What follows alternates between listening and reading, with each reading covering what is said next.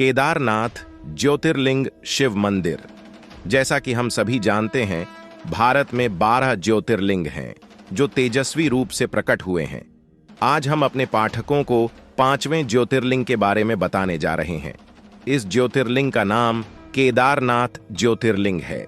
यह उत्तराखंड में स्थित है। इसकी स्थापना के पीछे भी एक कथा है जिसका वर्णन हम यहाँ कर रहे हैं।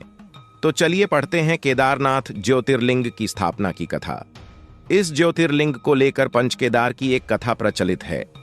इस कथा के अनुसार पांडवों के महाभारत के युद्ध में विजयी होने के बाद भाइयों की हत्या से पाप से मुक्ति पाना चाहते थे। इसके लिए उन्हें भगवान शंकर का आशीर्वाद चाहिए थे। शिव शंकर के दर्शन हेतु पांडवों ने काशी की तरफ कूच किया, लेकिन शंकर जी उन्हें नहीं मिले।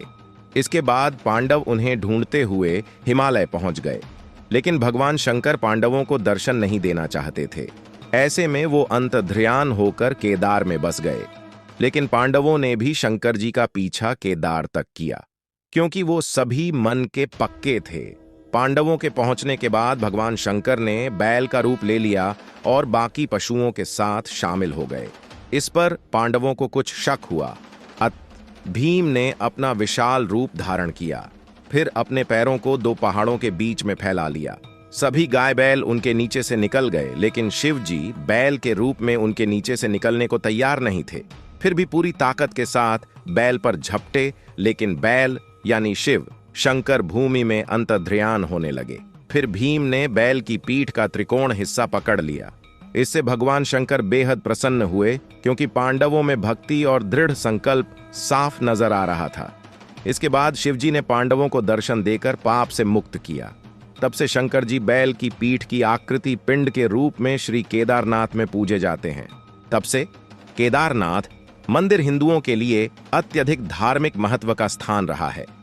यह भारत के 12 ज्योतिर्लिंगों में से एक है और हर साल लाखों तीर्थयात्री और भक्त यहां आते हैं, खासकर गर्मियों के महीनों के दौरान जब मंदिर तक पहुंच होती है।